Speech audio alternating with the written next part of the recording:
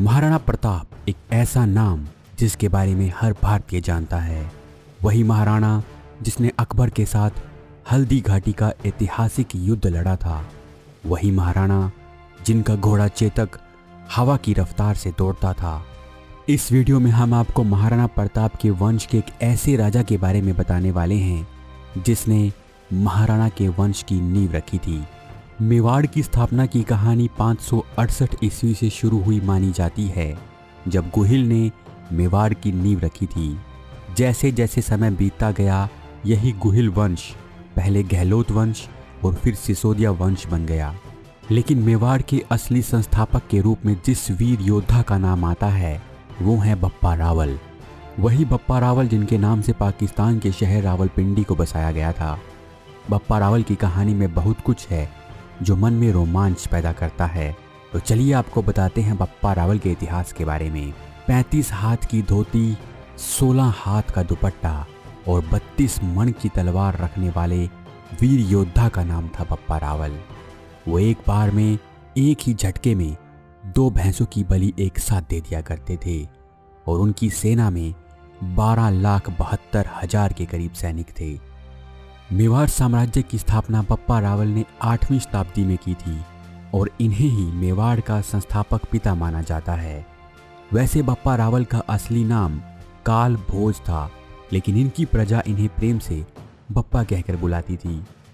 बप्पा रावल के पिता नागादित्य की 727 ईस्वी में भीलों ने हत्या कर दी थी।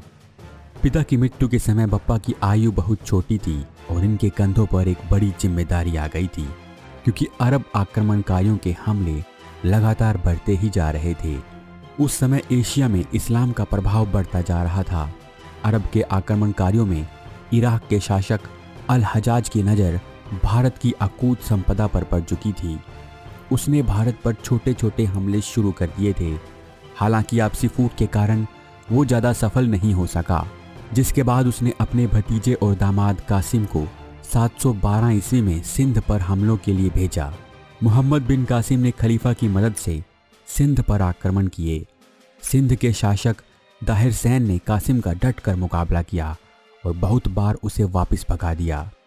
दाहिर सैन की सीमाओं का विस्तार कन्नौज, कंधार, कश्मीर से लेकर कच्छ तक था। जब कासिम बार बार सफल नहीं हुआ तो उसने छल कपट से काम लेना शुरू किया।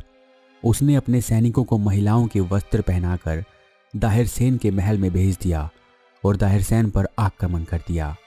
इस लड़ाई में दाहिर सैन की मृत्यु हो गई और सिंध पर कासिम का कब्जा। अब कासिम का अगला निशाना मेवाड़ था। उस समय तक मेवाड़ की बागडोर बप्पा रावल अपने हाथों में ले चुके थे। बप्पा रावल को अपनी सैन्य ताकत को बढ़ाना था और इसके लिए बप्पा रावल ने सबसे पहले चित्तौड़ के किले पर आक्रमण कर दिया। चित्तौड़ पर उस समय मौर्य शासक मानमोरी का अधिकार था। मानमोरी को हराने के बाद बप्पा रावल चित्तौड़ के शासक बन गए। बप्पा रावल ने अपनी राजधानी को नागदा से बदलकर चित्तौड़ को नई राजधानी बना लिया। अरबों के खतरे को बढ़ता देख बप्पा रावल ने जैसलमेर और जोधपुर के राजाओं को अपने साथ मिला लिया। इसके बाद बप्पा रावल और उनके सहयोगियों की सेनाओं ने अरबों को वापस अफगानिस्तान की सीमा से बाहर खदेड़ दिया। रावलपिंडी तक बजता था बप्पा का डंका।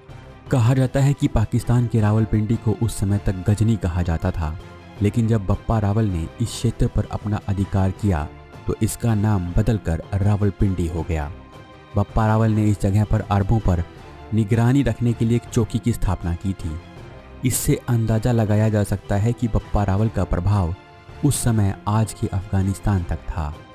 बप्पा रावल ने कांधार, खुरासान और ईरानी शासकों को हराकर अपना विशाल साम्राज्य स्थापित किया था। कहा जाता है कि 16 सालों तक बप्पा रावल और उनकी सहयोगी सेनाओं ने विदेशी अरब आक्रांताओं को भारत से दूर रखा। शिव भक्त थे बप्पा रावल। बप्पा रावल की शिव में गहरी आस्था थी। वो अपने राज्य का असली शासक भगवान शिव के रूप एक लिंग को मानते थे और खुद उनके प्रतिनिधि के रूप में शासन का कार्यभार संभालते थे। राणा संगा, उदय सिंह और महाराणा प्रताप जैसे महान योद्धाओं ने बप्पा रावल के वंश में ही जन्म लिया था। बाबर और लोधी से टक्कर लेने वाले राणा सांगा पर भी हम एक वीडियो बना चुके हैं, जिसे आप ऊपर क्लिक करके देख सकते हैं।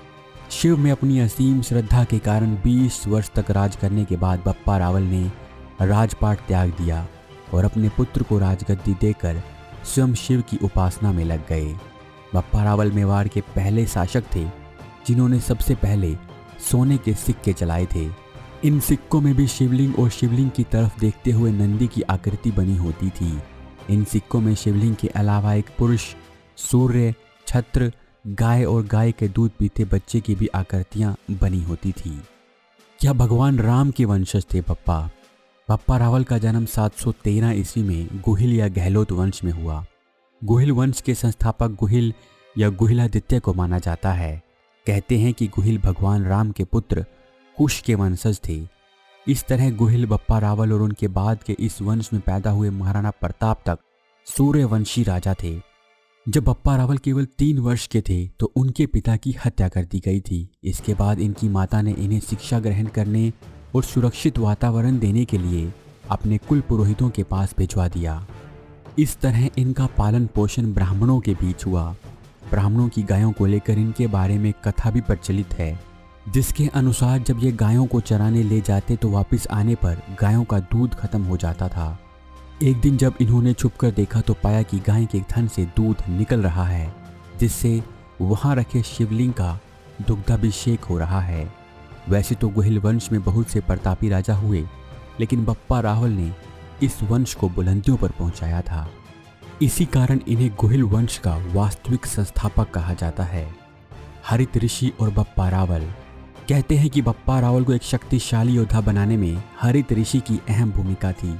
जिस तरह से चाणक्य ने चंद्रगुप्त को शिक्षा देकर और उनका मार्गदर्शन करके उन्हें एक महान राजा बनने में सहयोग किया था, कुछ उसी तरह की भूमिका हरित ऋषि ने बप्पा रावल के जीवन में निभाई थी। बप्पा रावल में हरित ऋषि को वो गुण दिखाई दिए जिनसे वो भारत को अरब आक्रमणकारियों से बचा सकते थे।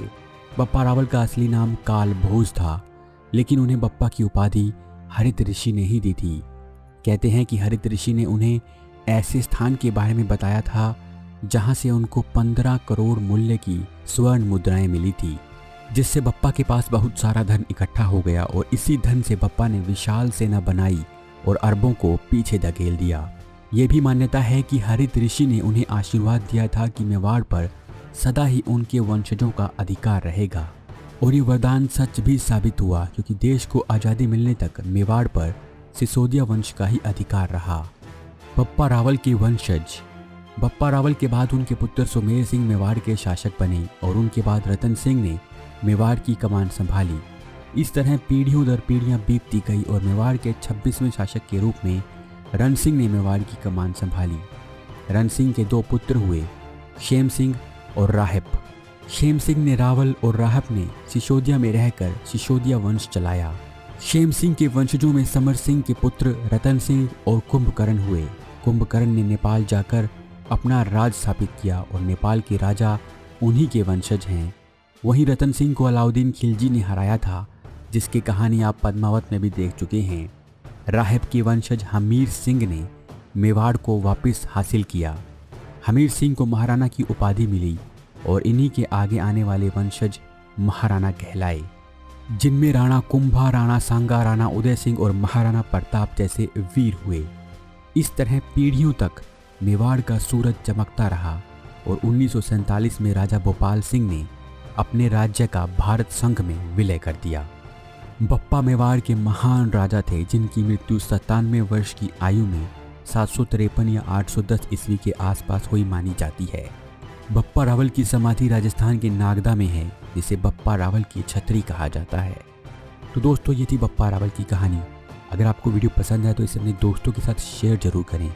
आपसे फिर मुलाकात होगी एक और वीडियो के साथ। धन्यवाद।